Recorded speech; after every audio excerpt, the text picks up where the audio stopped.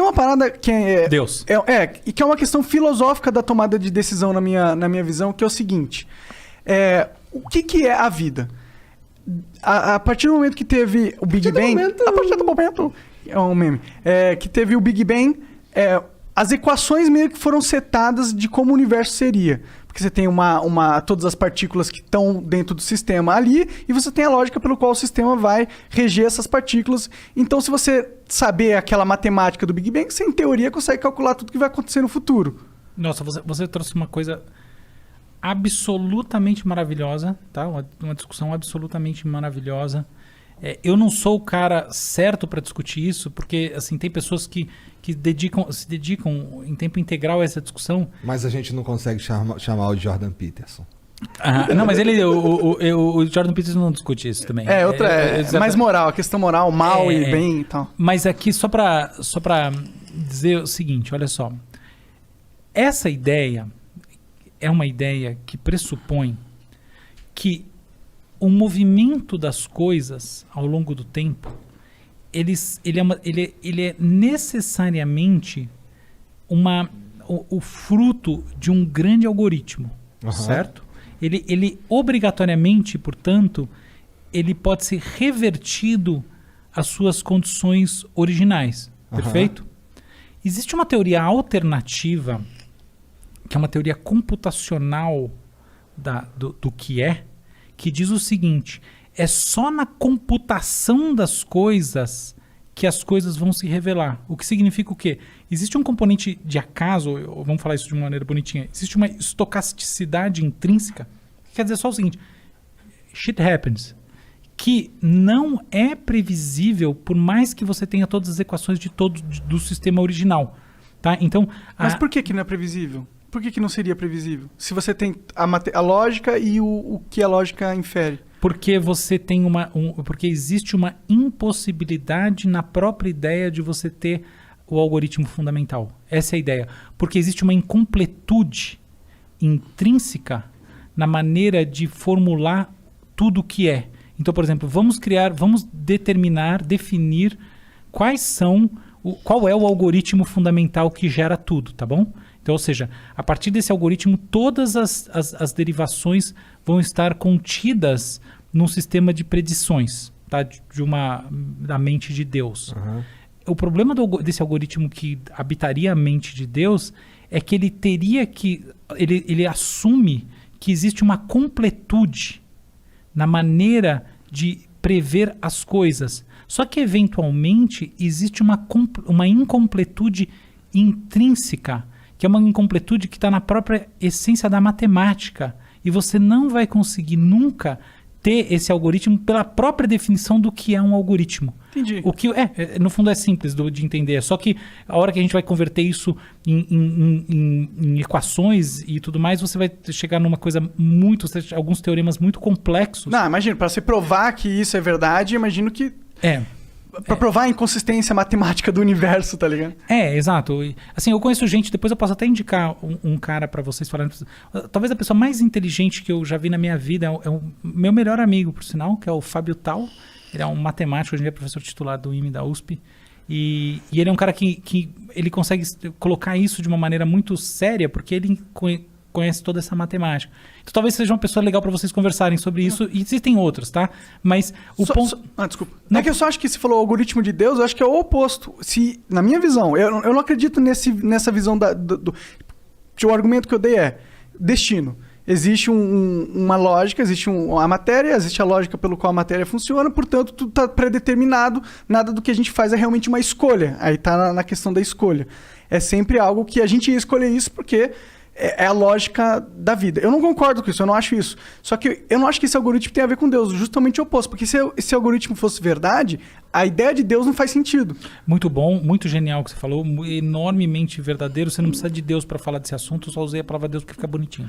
É isso mesmo. O algoritmo essencial. Talvez o algoritmo essencial não exista, porque existem hipóteses sobre como a gente pode criar fórmulas essenciais sobre as coisas que dizem que sempre haverá uma incompletude. Esse é o ponto, tá bom? E isso, na verdade, é um ponto que me deixa muito feliz, pelo qual ele aponta que talvez... Porque eu acredito em Deus, tá?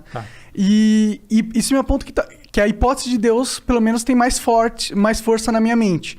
Porque se fosse um matemático que dissesse que, porra, tá aqui escrito na matemática que tudo já foi pré-determinado, não faz sentido ter Deus. Por que Deus ia criar esse jogo e não dar livre-arbítrio? Por que ele vai querer ver um filme que ele mesmo escreveu, tá ligado? Mas aí a gente tá entrando numa parada filosófica que eu acho muito legal. Não sei se o seu público vai ter interesse.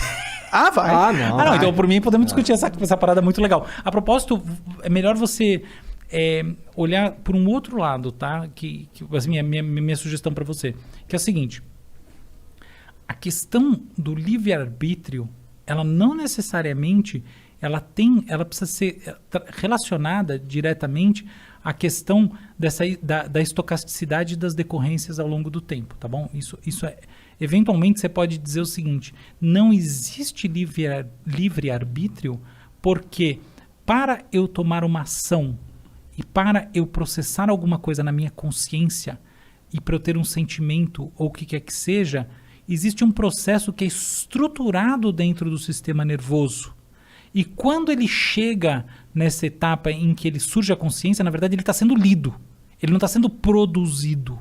Esse é um argumento bem mais palpável, bem mais forte. Então, por exemplo, assim, eu lembro de uns experimentos que eu fiz com isso, assim, eu conseguia prever com 99% de certeza a opção que alguém ia ter numa tela. Inclusive tem um negócio que eu fiz lá que dava para prever antes da pessoa quer saber que eu ia perguntar isso para ela. Tá, isso aí eu não sou... não, tem um monte de gente que fez isso, tá? Claro. Então, por quê? Porque os processos decisórios são construções que acontecem em camadas dentro do cérebro, alguns milissegundos antes de você efetivamente deliberar, você tem uma pré-construção. Então, esse seria supostamente um argumento contra o livre-arbítrio muito mais consistente, que não depende necessariamente de você falar de toda a capacidade preditiva, porque a gente está... Ela é uma discussão meramente teórica. Entendi. Tá? E a incompletude matemática, na verdade, ela não tem nada a ver muito com essa discussão, porque ela é uma discussão que está muito mais dentro da própria filosofia da matemática. Tá? Tem um cara chamado Gödel que escreveu sobre isso, tá? Na verdade criou um teorema e a partir dele um monte de filosofia em torno que gerou esse papo todo. E que eu fico até com vergonha de ficar falando muito, que os matemáticos acham que é a maior bullshitagem ficar conversando essas coisas. Tá? Porque de derivações conceituais, filosóficas e neurocientíficas em cima dos... Ele acha que não dá pra determinar nada disso, só se importa com a matemática. Exatamente, que todo mundo que faz isso tá forçando uma barra monstruosa. Interessante, pô. Exatamente. De matemática. Não, a matemática é um tipo de louco legal, tá?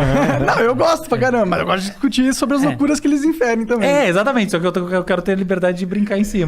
Mas matemática em geral, o matemático bom mesmo, assim, dos grandes do mundo, não acham essa discussão tão séria, tá? Mas fecha o parênteses aqui, não importa. A questão é que eu acho que a gente tem uma discussão de livre-arbítrio que é muito mais importante hoje em dia, que é essa. Então, por exemplo, se eu faço uma neurocirurgia e através dela eu insiro circuitos cerebrais usando a chamada neuroprotética, tá? Então, coisas que eu posso eventualmente estar mapeando no seu cérebro através de, por exemplo, eletrodos, aquilo que você está formando em termos de inputs cerebrais e através de um algoritmo, né, de chamada inteligência artificial, prever alguns milissegundos antes da chegada à consciência, algumas coisas. Não todas, tá? Não pensamento abstrato, nada disso. Até se vocês quiserem que eu comente um lance do Elon Musk e do rei do caô, tem muito a ver com isso. Mas daqui a pouco eu chego lá. Claro. Só para pegar esse ponto como essencial, essa é a verdadeira discussão do livre-arbítrio hoje em dia do ponto de vista científico.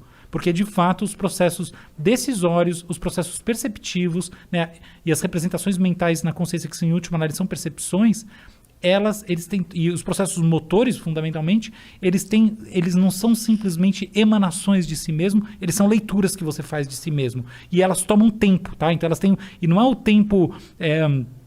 no sentido que os físicos tomam. Não. É o tempo do mundo físico, do mundo newtoniano, tá? Milissegundos, assim, tá? Não é o tempo.